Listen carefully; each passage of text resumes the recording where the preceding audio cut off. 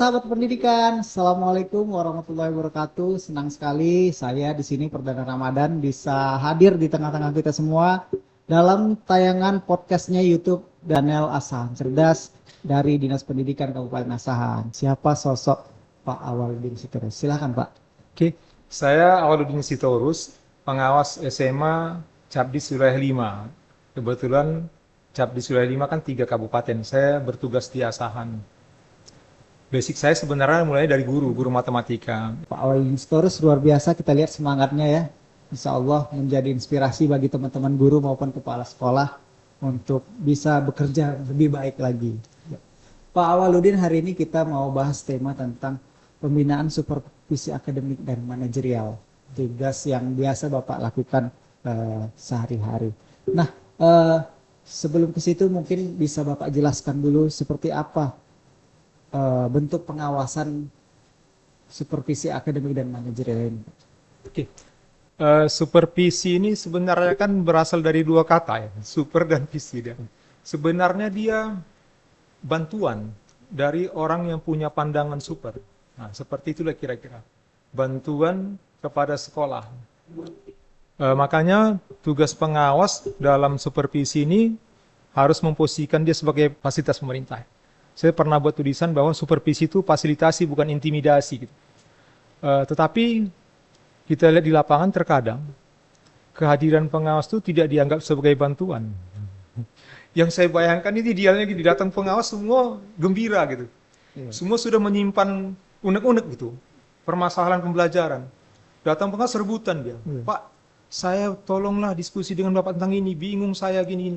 Pak, bagaimana meningkatkan pembelajaran, seharusnya begitu. Kepala sekolah juga seharusnya datang pengawas, dia sudah siapkan. Apa sih yang mau diberikannya untuk dikerjakan pengawas? Tetapi kenyataannya tidaklah seperti yang kita bayangkan gitu. Ya. Masih ada beberapa guru atau kepala sekolah dia tidak memanfaatkan ya, pengawas sebagai fasilitas membantu dia. Jadi saya berpikir apa sih yang harus dilakukan gitu untuk membuat mereka percaya bahwa saya bantuan kok. Orang yang datang membantu. Iya, saya bantuan gitu. Maka yang pertama saya usahakan itu dari bahasa tubuh. Dari bahasa tubuh. Karena saya pikir orang lebih percaya di bahasa tubuh daripada bahasa verbal. Oh gitu Pak. Iya. Kemudian positif reflektif itu. Positif reflektif itu kita selalu melihat apa sih yang bisa dipuji dari mereka. Walaupun keburukannya banyak itu nanti gitu. Dia nyaman dulu. Kita puji, bagus ini Pak, taman Bapak ini begini gitu. Bapak kok bisa begini gitu. Maka dia cerita. Saat dia cerita kita harus full dengan bahasa tubuh kita mengangguk. Gini. Buat dia nyaman sehingga dia merasa kita sebagai bantuan. Itu pertama dulu. Supervisi orang yang datang memberikan bantuan gitu, Iya. untuk sekolah. Iya. Orang yang punya visi super ingin membantu gitu. Mungkin karena di awal narasinya kedatangan Bapak itu sebagai pengawas mungkin Pak, makanya takut orang. Iya. Nah, mengapa kegiatan aktivitas supervisi ini sangat penting Pak dalam rangka meningkatkan kualitas pembelajaran di sekolah? Iya. Dari asal katanya juga sudah memang supervisi ini kan dikirim untuk membantu sebenarnya. Bantuan dari orang yang punya pandangan lebih. Kemudian dia bisa juga sebagai cermin gitu. Sekarang ini refleksi itu wajib. Di pembelajaran mendalam, 3 kegiatan wajib itu salah satunya refleksi gitu. Refleksi. Dalam pembelajaran siswa, refleksi juga guru gitu. Seganteng-gantengnya orang, kalau 2 tahun nggak bercermin, maka dia akan jelek. Gitu. Ya, nggak tahu dia kalau dia ganteng. Maka saya bisa dikatakan sebuah cermin. Sebuah cermin yang datang ke sekolah. Agar guru dapat bercermin di depan saya. Gitu. Menceritakan diri dia. Gitu. Baru, tapi ini saya cermin hidup, bukan cermin mati. Cermin hidup yang bisa memberi masukan kepada guru. Kan orang cermin gini. Orang bercermin itu pinginnya sesudah siap bercermin lebih ganteng. Iya. Maka waktu dia bercermin dilihatnya, ini wajah dia. Kemudian dia punya idola. Idola kan gitu. Ditengoknya mata dia, ih mata saya seperti ini, idola saya seperti ini. Sesudah berangkat dari cermin, dia kerjai itu wajah dia. Berdasarkan cermin tadi gitu. Oh, aku tengok seperti ini. Bagus sih, bagus. Baru nanti dia bercermin berikutnya lebih ganteng lagi. Jadi saya pingin seperti sebuah cermin. Datang ke sekolah, yang guru dan kepala sekolah dapat bercermin di depan saya, sehingga dapat melihat apa sih yang kurang, yang harus dilakukannya, sehingga dia seperti orang yang dianggapnya bagus gitu. Oke. Cermin menarik Pak, cermin hidup ya Pak. Ya. Tadi Bapak sampaikan bagaimana kedatangan Bapak itu, anggaplah saya ini sebagai cermin gitu kan Pak, Ya. yang mungkin bisa melakukan koreksi, mungkin memberikan masukan terhadap kegiatan pembelajaran kepala sekolah maupun guru. Nah, dalam pelaksanaannya itu selama ini, apakah seorang Pak Awaludin yang disebut sebagai cermin hidup tadi Pak, guru ini merasa seperti kedatangannya dihakimi begitu Pak, mau diponis lah begitu dengan kedatangan Bapak sebagai pengawas.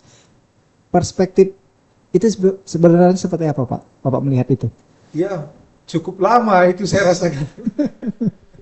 Cukup lama saya rasakan, saya seperti intimidator yang datang ke sekolah gitu. Dan cukup lama saya berusaha, tertawa, duduk di tempat. Guru tidak tahu bahwa itu settingan saya gitu. Begitu. Yang saya, kadang-kadang pas sekolah gini, dilaporan kepala pengawas atau Pak, kenapa nggak ngarap saya gitu-gitu. Padahal itu memang niat saya seperti itu. Datang ke sekolah itu duduk dulu, jumpa di piket, tegur-tegur dulu. Gini cakap cerita-cerita, puji-puji dulu, baru jalan-jalan, baru nanti kepala sekolah dan ayo Pak gitu. Ini memang gimana biar mereka nyaman dan paham saya itu siapa gitu. Kalau sekarang sudah ini udah biasa. Kalau saya rekaman saya dia di bank gini-gini biasa itu. Sudah kenal. Iya. Sekarang mereka, rupanya ininya katanya gitu. Nah, rupanya ini. Maka udah biasa beberapa kepala sekolah itu malah dia telepon, dia suruh datang apa. Ada guru juga, Pak, guru SMA 3, saya supervisi, direkam. Kan kita sering cerita sama guru sama kepala sekolah, supervisi seperti ini. Mereka ingin tahu juga, Bapak ini ngomong apa, cuma ngomong aja gitu kan. Maka mereka minta, Pak contohkan Pak. Saya contohkan di SMA 3, SMA 4, beberapa SMA saya contohkan, dan direkam Pak. Rekaman itu saya bagikan di Facebook, di Instagram. Aktif ya Pak? Ya, baik. Kemudian beberapa kepala sekolah saya melakukan itu. Di SMA 2 melakukan itu, dia supervisi. Saya bayangkan bukan dia, saya bayangkan guru aja gitu. Dia supervisi direkam. Kemudian saya dipanggil. Rekaman itu diberikan kepada tim supervisor. Dibahas rekaman itu, saya terkejut juga. Guru-guru tim supervisor membahas Pak J. Pak J begini rekaman mereka. Gitu. Kemudian di SMA 3 juga mereka merekam, kemudian didiskusikan. Waktu itu saya memang sedang buat sebuah kegiatan namanya meningkatkan mutu supervisi pendidikan. Jadi mereka supervisi, direkam, didiskusikan tim supervisor. Bagaimana? Apa yang mau diperbaiki? Nanti direkam lagi. Dan di akhir kemarin, di bulan 5, hampir semua sekolah saya diskusi tentang refleksi supervisi. Di Facebook saya, di Instagram saya. Nah, jadi cara Bapak untuk merekam setiap kegiatan dibagikan di sosial media itu membuat guru-guru ataupun kepala sekolah mereka kedatangan Bapak itu bukan mau dihakimi, tapi dibina, begitu Pak? Iya. Ya, harus dari kita. Kita tidak bisa menginginkan mereka berubah. Karena mungkin sudah terlalu lama keyakinan ini terhadap. Jadi kita harus sedikit demi sedikit. Apakah semua sudah merasa seperti itu? Belum, saya sendiri belum. Karena ada beberapa sekolah saya datang, ada juga guru yang menghindari gitu. Ada beberapa. Menghindari kedatangan. Menghindari di supervisi. Kalau cerita-cerita suka gitu. Tapi waktu cerita supervisi, jangan aku lah gitu. Ini kan yang datang bantuan gitu. Kenapa tidak mau dibantu kan seperti itu? Oke. Biasanya Pak, aspek apa saja sih yang menjadi indikator penilaian terhadap kinerja kepala sekolah ataupun guru dalam pekerjaan Bapak sekarang ini? Ya kalau guru kan dia tentang pembelajaran, ya biasa seperti akademiknya.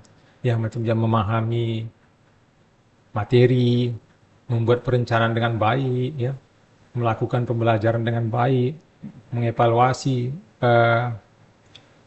Ada sedikit kendala di evaluasi gitu. Penilaian itu kan ada formatif, ada sumatif. Gitu. Jadi yang saya lihat penilaian formatif ini yang kualitas sebelum ini belum seperti yang kita inginkan. Kalau formatif ini kan sebenarnya bukan menilai si belajar, menilai proses pembelajaran. Seperti rapot pendidikan, itu tidak ada nilai siswa. Yang ada proses, nilai proses gitu ya. Jadi nanti kalau penilaian formatif itu hasilnya rekomendasi, bukan nilai. Makanya rapot pendidikan begitu dilihat hasil rapot pendidikan, rekomendasinya sekolah harus buat apa? Sekolah harus buat apa gitu. Nah, jadi yang kita inginkan di tingkat kelas seperti itu gitu. Guru itu buat penilaian formatif itu tidak untuk menilai hasil belajar siswa gitu. Tapi dia mau melihat apa kendala siswa, apa ini, terus nanti dia ada rekomendasi untuk perbaikan pembelajaran, namanya memformat gitu. Nah, jadi kualitas penilaian formatif kita memang belum seperti yang saya bayangkan lah gitu. Tapi kalau sumatif masih bisa, karena jelas dia ini materinya, ini indikator penilaian ini, siswa dapat sekian gitu. Nah itu aja. Tapi belum lihat apakah dalam pembelajaran siswa sudah terfasilitasi keunikan belajarnya. Nah gitu kan, nah, itu belum. Gitu. Nah ya kan pembelajaran berdiferensiasi itu kan memfasilitasi keunikan belajar siswa. Oke Pak, menarik. Perubahan positif apa yang pernah Bapak lihat terhadap guru ataupun orang-orang yang Bapak awasi di sekolah setelah fungsi pengawasan ini Bapak jalankan? Apa banyak yang banyak berubah Pak? Ya, pertama guru sudah mau curhat kepada pengawas itu poin. Oh gitu. Iya, pertama dia. Lebih sering dia curhat sama pengawas daripada kepala sekolahnya. Dia udah mau lah gitu, udah mau. Kadang ada rekaman saya, jadi bang kata gitu, gini. Jadi kayak gitu. Itu kemajuan saya pikir. Dia sudah merasa dekat. Maka nanti saya lebih mudah untuk diskusi dengan dia gitu. Kemudian beberapa guru sudah siap untuk disupervisi. Nah, ada malah rekaman dia itu saya sebarkan. Tapi keren memang. Beberapa perubahan yang paling mendasar saya pikir mereka sudah mulai memahami bahwa pengawas itu fasilitas. Fasilitas pengawas. Dulu kalau kita telepon kan terjantungan dia, apa salah aku? Sekarang beberapa guru sudah telepon pengawas, kan udah mantap gitu kan. Udah mau nanya dia gitu. Kalau saya buat gini, tapi kita juga harus ini aktif juga, ngintip. Kemarin saya jumpa sama orang, Fitri, yang kemarin tuh bagus tuh Fitri buat. Yang anak-anak ke lapangan tuh, dia kan jadi senang. Pengawas ini berarti memperhatikan saya. Ada apresiasi gitu. Iya gitu. Walaupun hanya seperti itu kan gitu. Nanti dia lebih giat lagi buat seperti itu. Saya pikir perubahannya di situ. Kemudian guru sudah mau menceritakan kesulitan dia. Bukan malah dia menutupi. Itu sudah langkah yang saya pikir. Oke. Sebuah kemajuan begitu. Yang dulu mungkin tidak ada seperti itu, Pak. Ya, sebagian memang hampir dia kedatangan kita itu seperti tidak diinginkan dan menakutkan. Pengawas datang, apa salah apa ya? Begitu, iya. Dan mereka bicara dengan kawannya. Datang pengawas ke ada apa? Kenapa dikasih tahu kan? Seolah-olah pengawas datang, siapkan semua, langsung siap rapi. Gitu. Iya. Ya, pengawasnya tertipu gitu. Data yang didapatnya itu ternyata tidak benar. Perencanaan dibuat itu tidak betul. Harusnya kan bantuan datang gitu. Iya. Masing-masing siapkan lah. Aku tanya ini, pertanyaannya. Aku mau tanya ini gitu Pak. Tadi kalau akademik kan kita fokus ke ini, ke bagaimana proses pembelajaran, penilaian dan semua lah gitu kan. Bagaimana biar kualitas pembelajaran lebih bagus. Kepada kepala sekolah, bagaimana dia merencanakan program, merefleksi. Maka ada juga rekaman saya gitu. Kepala sekolah merefleksi gitu. Kemarin Pak Didi SMA 1 Meranti itu juga juara Sumatera Utara yang dapat mobil dari pemerintah gitu. Oh iya. Dia merefleksikan apa sih gitu. Yang sudah dilakukannya. Terus mereka mempresentasikan apa sih yang akan dilakukannya gitu. Dan bagaimana mengawal perencanaan ini. Bagaimana menilai keberhasilan perencanaan. Bagaimana nanti melahirkan rekomendasi gitu. Kepala sekolah lebih kepada pengelolaan sekolahnya. Sampai-sampai guru gitu. Kepala sekolah saya ada, saya sebut aja nama Pak Sahrudin Lubis itu. Untuk guru-guru bagus dia bisa menceritakan dengan lengkap. Ini bang, gini. Ada yang meninggal kemarin tabrak mobil itu. Itu saya supervisi, itu bagus betul. Terus guru yang kurang bagus pun, tapi dengan kita tanya bagaimana Pak Lubis, dia selalu cerita, ya bang, sudah mulai berubah bang. Dan dia ceritakan dulu banget seperti ini bang. Sekarang udah begini. Nama-namanya saya hafal gitu. Ah gitu. Walaupun nggak ketemu orangnya itu. Iya tahu orang gitu. Tapi saya tidak ke gurunya. Saya tetap jaga bahwa guru itu tidak boleh tahu kepala sekolahnya itu melapor kepada pengurus. Terus keterbukaan lah pokoknya. Nah biasanya apa yang paling banyak dihadapi kepala sekolah yang curhat kemudian kepada Bapak? Kalau di kepala sekolah seringnya kinerja guru lah ya. Soal kinerja. Kinerja guru. Maka kadang-kadang kita canda-canda lah gitu. Ada satu sekolah tapi udah selesai masalahnya. Gurunya sering terlambat. Setiap hari terlambat. Sebelum kepala sekolahnya masuk, dia sudah seperti itu. Saya tidak beritahu sekolah mana, tapi ini ada. Alasannya hujan, macam-macam gitu. Setiap hari terlambat. Iya, sering betul terlambat. Sering betul. Tapi kalau jalan-jalan enggak. Seperti pindah rumah dia. Tapi kalau jalan-jalan ke perawat gitu, Ada acara jalan-jalan dia datang paling duluan. Saya kan canda gitu.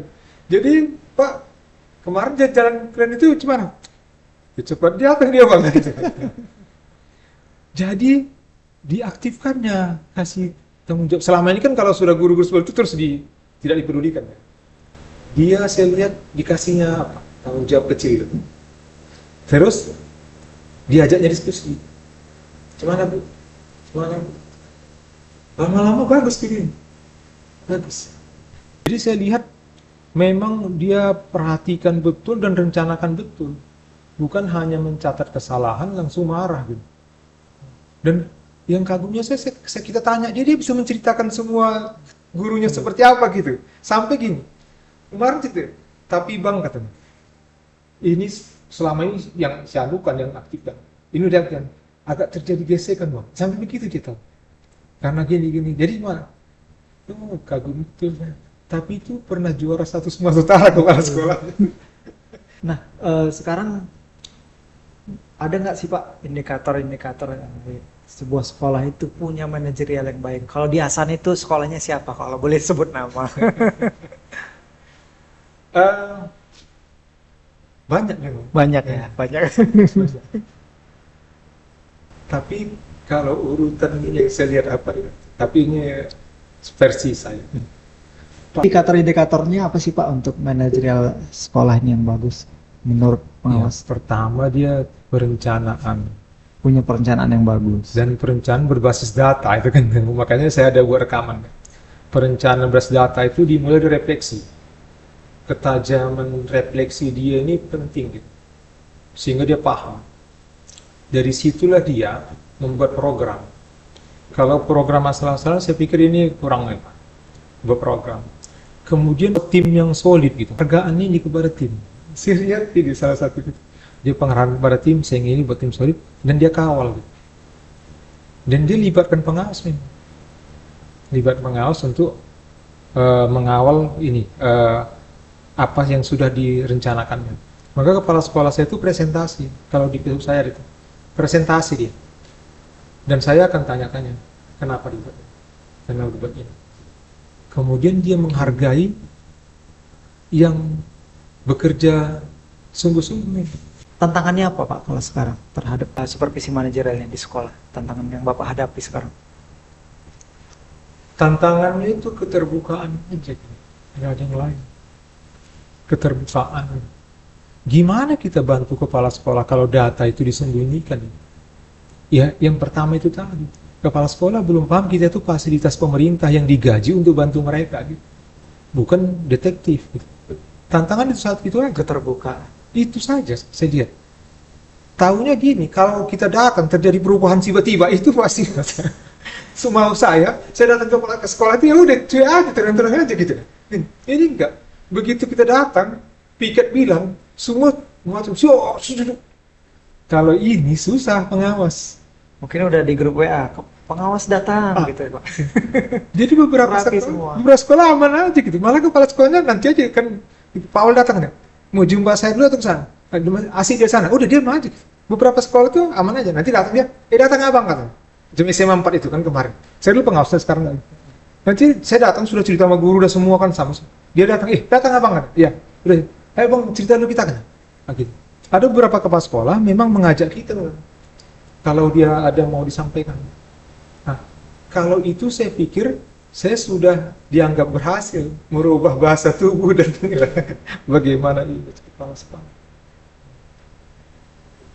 Oke, Pak Awaludin melihat bagaimana dunia pendidikan saat ini, khususnya di Kabupaten Asahan ya kan.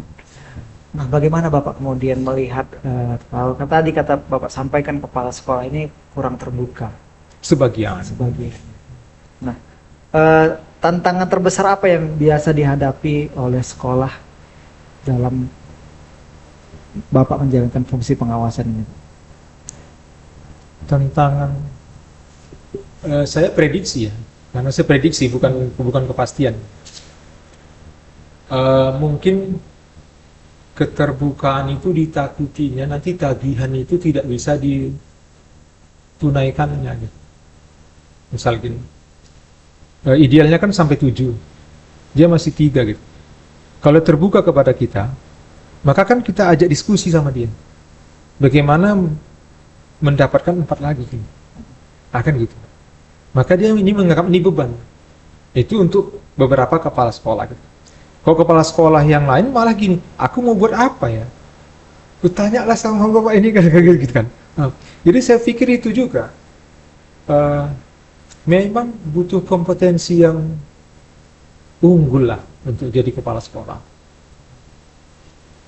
Maka seleksinya pun nanti harus saya pikir begitu, sehingga nanti begitu dia jadi kepala sekolah, dia paham apa yang mau dibuatnya dan dia siap untuk bekerja sama melakukan itu. Tidak ada ketakutan nanti diminta seperti ini aku nggak mampu, sementara aku nggak mungkin menunjukkan ketidakmampuan aku. Tapi itu tidak banyak. Beberapa kepala sekolah malah dia menantang kan gitu kan, menelpon kita gitu. Saya bisa sebut namanya kepala sekolah itu. Apa namanya? Nah, sekarang supervisi ini penekanannya pembinaan atau penilaian sih Pak? Supervisi itu bukan penilaian intinya. Karena saya pikir itu kan orang yang punya pandangan super dalam membantu. Penilaian kinerja udah ada di sistem itu udah ada. Saya menilai kinerja kepala sekolah, ada penilaian. Jadi kalau prinsip saya supervisi ini 2 kata. Orang punya visi super yang dikirim untuk membantu gitu. Tapi bagaimana ini dipahami bersama? Dia bukan penilaian, bukan apa namanya, asesor atau agresor atau apa gitu. Dia kan supervisor. Iya, bagaimana membuat ini dipahami bersama?